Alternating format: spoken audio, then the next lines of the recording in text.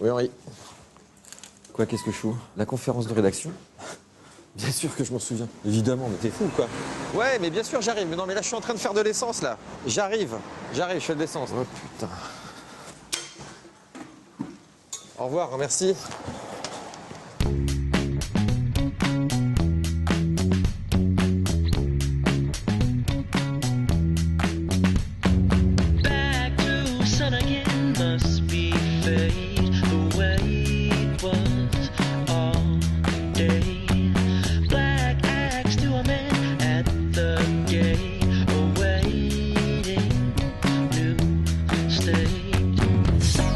Donc c'est bon, la dictature du copyright, les industriels qui militent pour l'ignorance, qui empêchent les gens de partager, de s'informer, ça vous va? C'est hyper intéressant parce que j'étais avec mon ex et tout, et ça y est, c'est bon, je l'appelle plus. C'est bon, merci Zanon.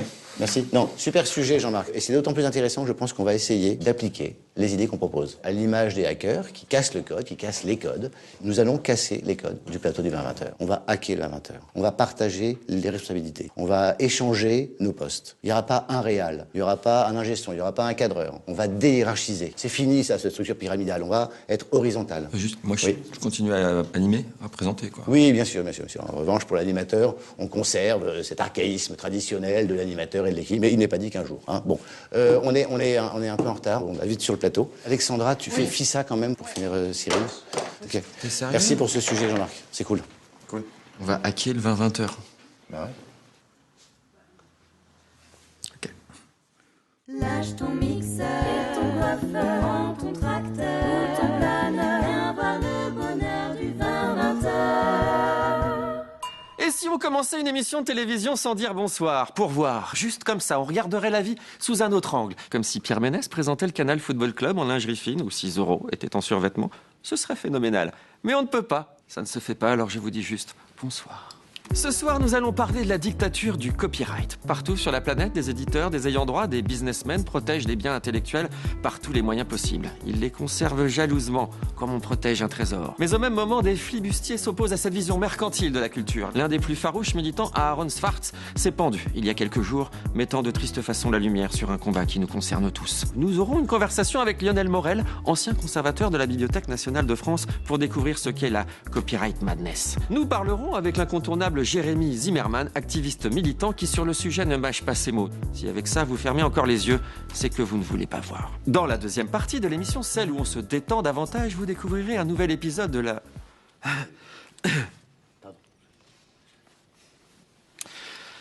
Dans la deuxième partie de l'émission, celle où l'on se détend davantage, vous découvrirez un nouvel épisode de la web-série, un entretien avec le bouillonnant Baptiste Le Caplin. Et enfin, l'actualité, vue par Claire, une femme à qui l'on dit bonsoir, le cœur plein d'espoir. Le 20-20h numéro 13, à l'abordage! Tout de suite, la revue de Web. Revue de Web.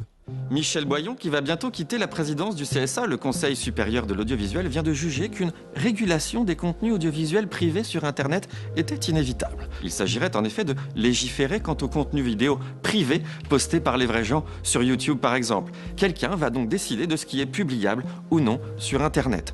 Dans le même temps, en Syrie, un habitant de Damas a posté une vidéo privée dans laquelle il a filmé 2 chars en train de lui tirer dessus. Qui va donc décider à l'avenir si cette vidéo est publiable ou non? Bachar el-Assad, une organisation internationale, un comité de sages? La question est posée au CSA et à son futur président, Olivier Schramek. Éducation. Débusquer sur le site arte.tv des vidéos d'éducation sexuelle à destination des petits et des grands, mais surtout des grands, faites gaffe quand même. Inspirés des vidéos des années 70, ces petits bijoux d'animation presque innocentes vous apportent des informations toujours utiles en matière d'anatomie. Voici un extrait où l'enfant pose une question à sa maman. Maman? Oui? Pourquoi je ne peux pas porter un soutien-gorge comme Clara Morgan Emmanuel? Tu pourras porter un soutien-gorge comme ta sœur à l'apparition de tes seins. Les vidéos sont disponibles en français et en allemand. Je vous conseille celle en allemand, même si vous ne comprenez pas, c'est très excitant.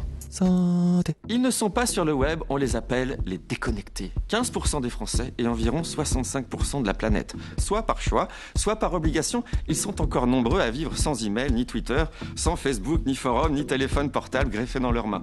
Des étudiants de Sciences Po les ont rencontrés, ces êtres étranges, et ont créé un site très documenté pour nous le raconter.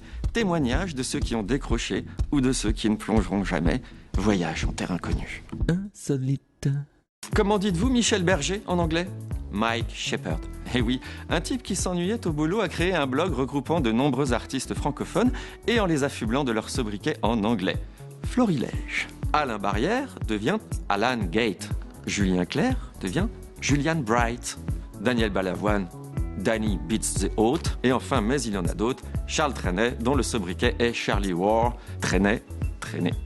Wow. C'est ça aussi, la culture digitale.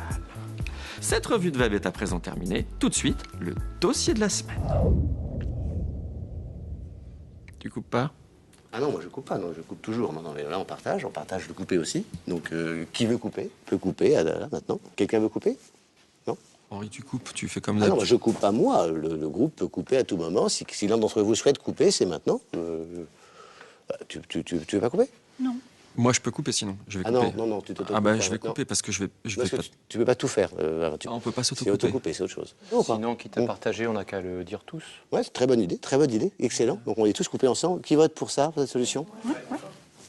C'est unanime, c'est bon. Donc à 3, on dit couper. Hein. 3, 2, 1, couper. Ah, c'est bien, c'est un beau coupé collectif, c'était nickel. Excellent coupé. Pour le reste, je crois que ça va, on est d'accord, ça va, non? Hein? Pas de remarques particulières sur le jeu de 20-20? Non. Voilà. Très bien. On s'y recolle? Ok. Ok. Bon, qui dit action? Le dossier de la semaine. Le dossier de la semaine.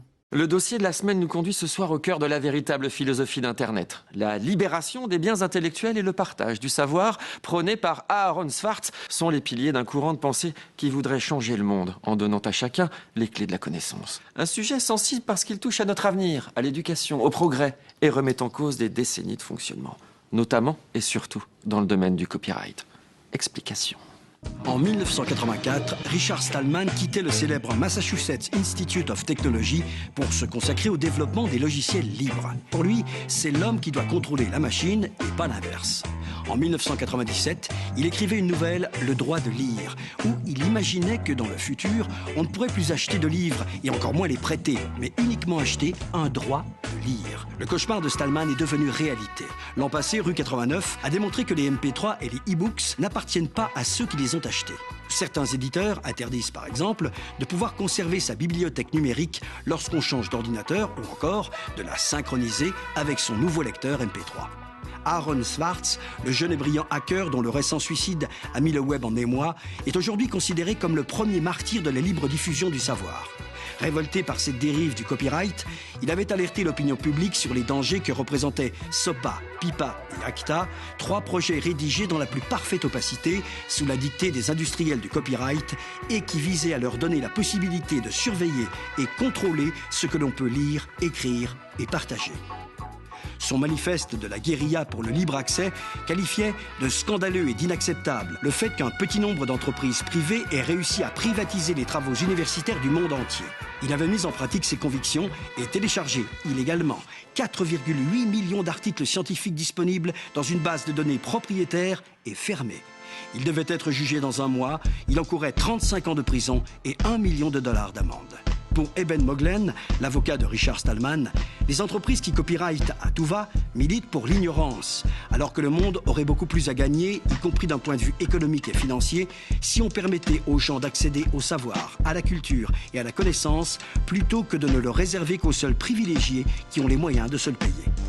Partager n'est pas voler, parce qu'en informatique, lire, c'est copier. Un ordinateur ne peut pas lire un fichier sans le copier. Vouloir empêcher la copie, et donc le partage, revient à interdire le droit de lire. Dans les années 80, on nous vantait la loi du marché. La crise aidant, on parle de plus en plus de la dictature des marchés. Il serait peut-être temps de débattre de la dictature du copyright. Comme tous les mercredis a eu lieu le gros chat, 1 heure de débat sur le net pour discuter en toute liberté et sans jambes de bois, sans langue de bois, des sujets qui fâchent. Cette semaine, c'est Lionel Morel qui a répondu à vos questions. Lionel est conservateur, bibliothécaire, spécialisé dans les questions juridiques liées aux droits d'auteur. Kalimak est opposé à la loi Hadopi et il veut, dit-il, rendre à l'intelligence collective tout ce qu'elle lui donne. Le gros chat. Le gros chat. Gros chat. Le gros chat. Eh bien, bonsoir à tous. Bonsoir Lionel. Bonsoir.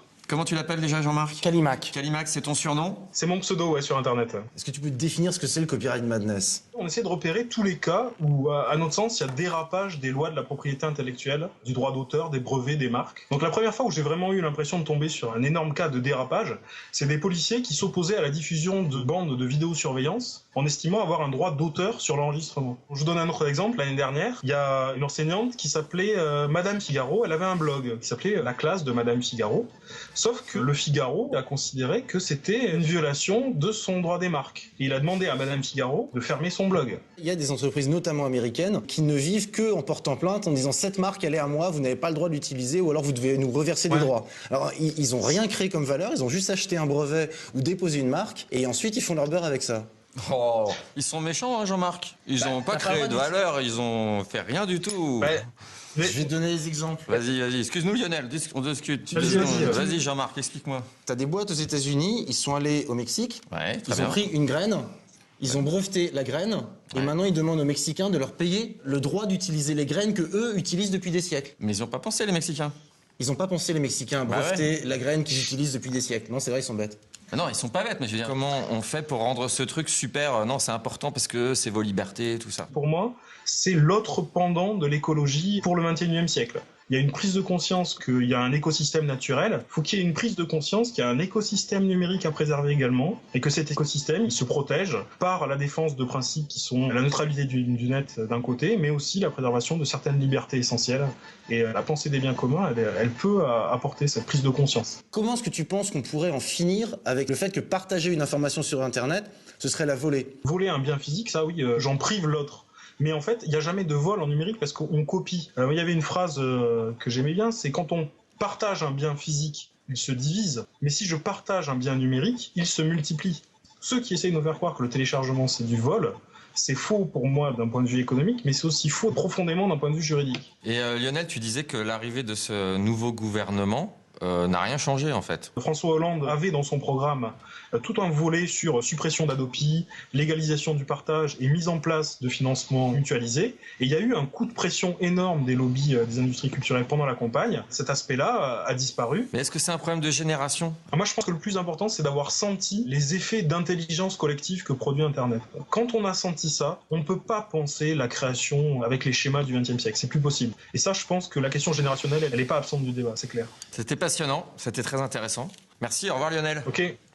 Salut. Merci Calimac. Retrouvons maintenant une figure de proue de l'Internet libre, Jérémy Zimmerman. Il est l'un des activistes français anti-copyright les plus efficaces. Son collectif La Quadrature du Net a grandement contribué à faire flancher le projet de loi anti-piratage ACTA, rejeté par le Parlement européen en juillet 2012. Nous l'avons rencontré dans les locaux de La Quadrature pour un entretien exclusif dans La Vie vraie. Dans la vie vraie. Dans la vie vraie.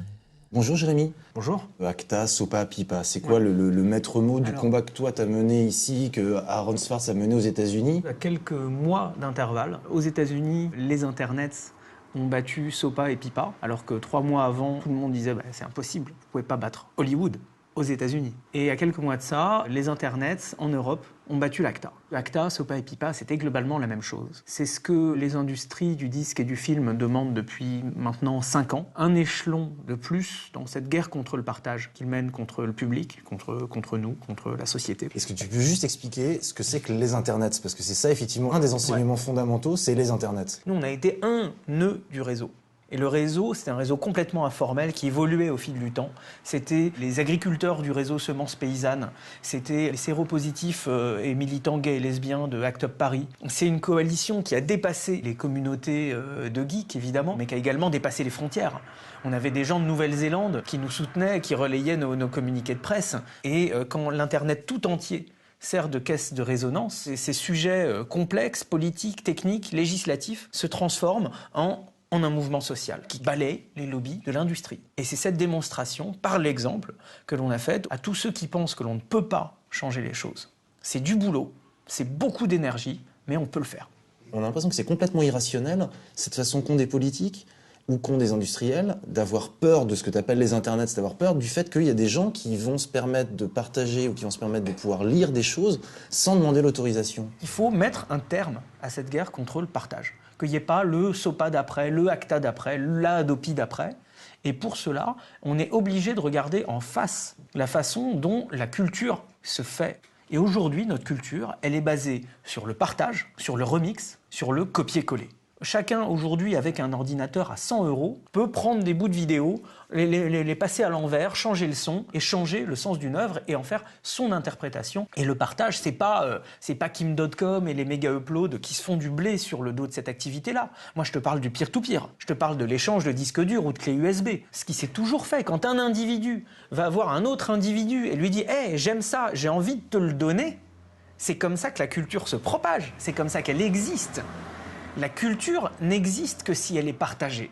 Et à partir du moment où on a notre culture qui se fait comme ça, et c'est la réalité, et qu'on a une loi qui va toujours plus loin, se déconnecter de cette réalité, nous, ce que l'on dit, c'est simple, il faut changer la loi. Et là, on peut réfléchir à d'autres choses. On peut réfléchir, par exemple, à comment collectivement financer la culture, financer la création. On a nos propositions sur le site de la Quadrature pour réformer le droit d'auteur et les politiques culturelles associées. Sauf que, au ministère de la Culture et dans les lobbies des industriels établis, on ne veut pas en entendre parler. Pourquoi ? Pour eux, cette contribution créative, c'est un gros mot. Parce que ça remet en cause le modèle établi. Merci. Je crois qu'on va se revoir. Merci Jérémy Zimmerman, sachez que mon équipage et moi-même serons toujours là pour vous prêter main forte. Comme disait Louis XVI, quand on peut tout ce que l'on veut, il n'est pas aisé de ne vouloir que ce que l'on doit. Pas étonnant qu'on lui ait coupé la tête avec des phrases pareilles. Distrayons-nous donc, chers amis, voici un nouvel épisode de la web-série, écrite par un internaute, interprétée par un autre. S'il vous plaît. Tu regardais si... Je vous le cale, On reprend s'il vous plaît, parce que t'es rentré dans le Il regardait Mais en si... fait, non, mais ralentissez, j'ai ralenti pour lui, Au ça va. montage, ça va pas le faire. Distrayons-nous donc, chers amis, voici un nouvel épisode de la web-série, écrite par un internaute, interprétée par un autre. Mais suite à une défection de dernière minute, c'est Antonio, le premier assistant, qui donne la réplique à Zazon. Soyez indulgents, Antonio est portugais. Web-série, épisode 13. La web-série, la web-série.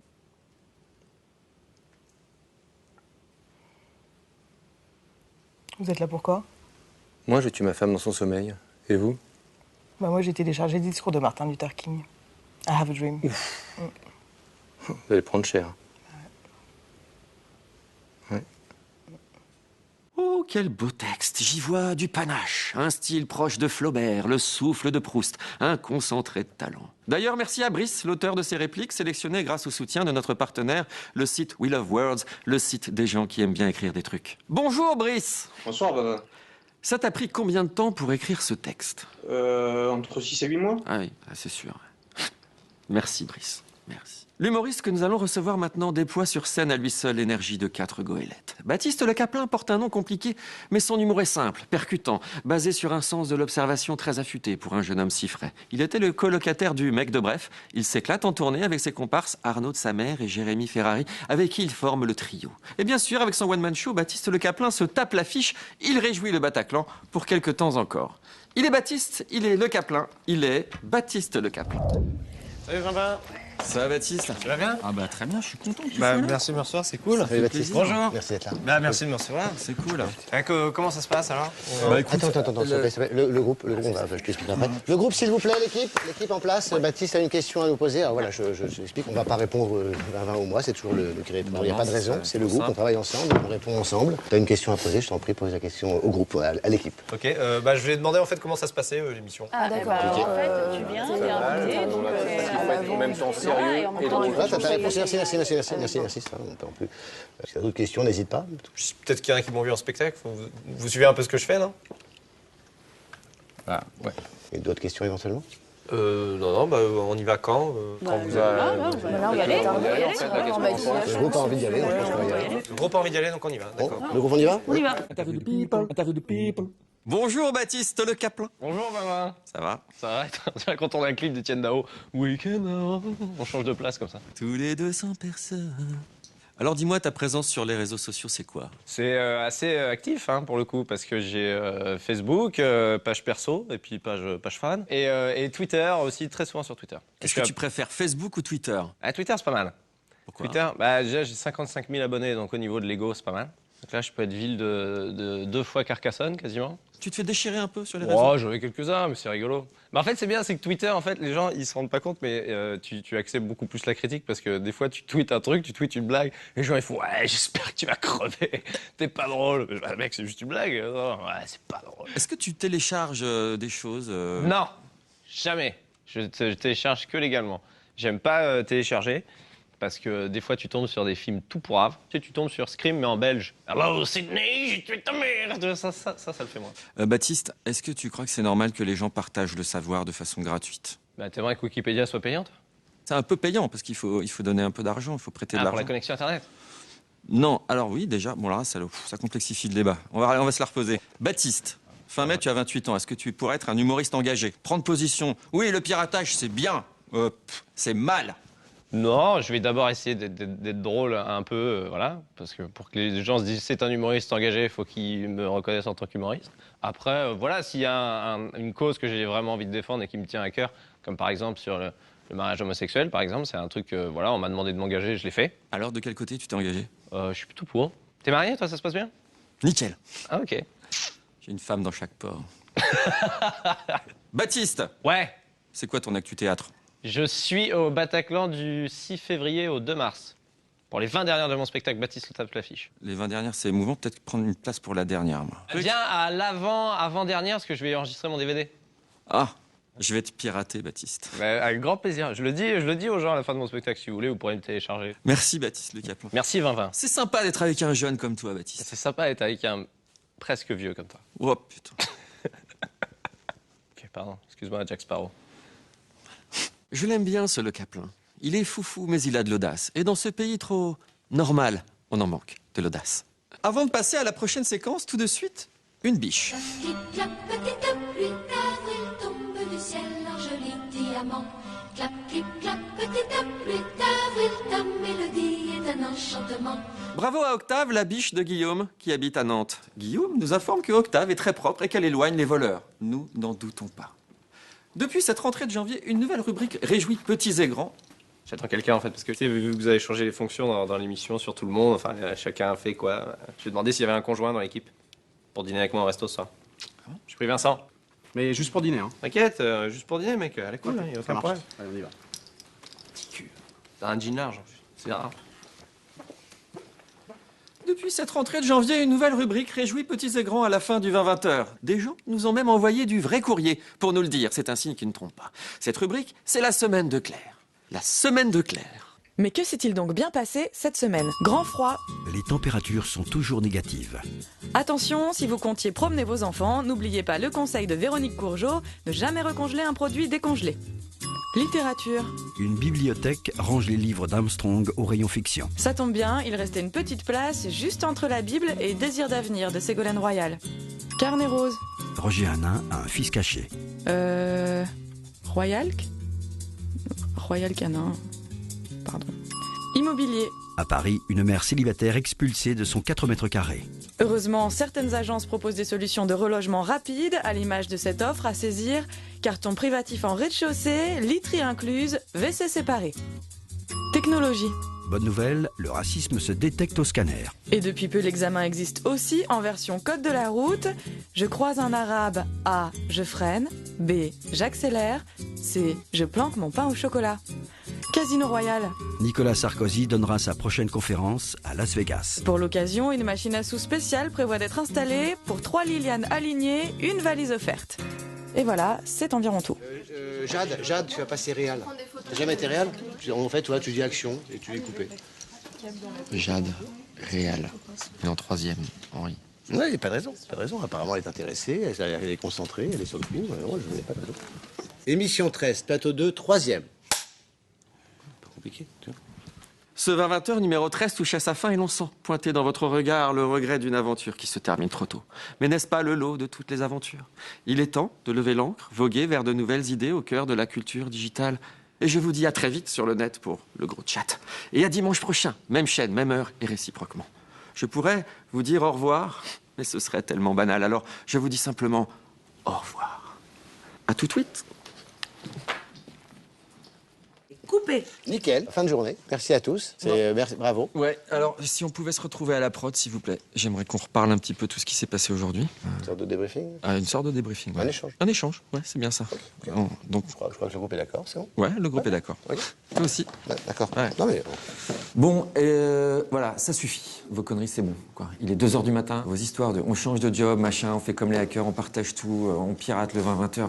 C'est n'importe quoi. Ce n'est pas possible. Maintenant, pour la prochaine, on revient aux fondamentaux. Chacun fait son job. Il y a un moment, il faut être sérieux. Henri. Je comprends tout à fait. Merci. Je pense qu'il faut juste demander au groupe ce qu'il en pense. Est-ce que vous êtes d'accord pour revenir à une ancienne méthode? Non. Non. Bon, bah voilà. Moi, en revanche, je suis naze, je sais pas vous, mais putain. Ouf. Allez, on va se reposer, on y va. Et 20-20, c'était vraiment... C'était bien, c'était intéressant. T'as bien fait de... Ouais, c'était bien. Political war, political war, political war, political war, political war, political war, political war, political war.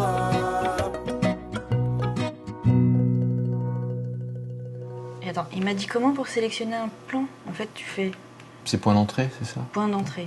PE? C'est PE? PE? Ouais. PE. Non. On a fait combien là? On a fait 1 minute 10. Ah, c'est bien. Ça va. Il faut faire combien? 26 minutes. Ah, ouais, c'est bien.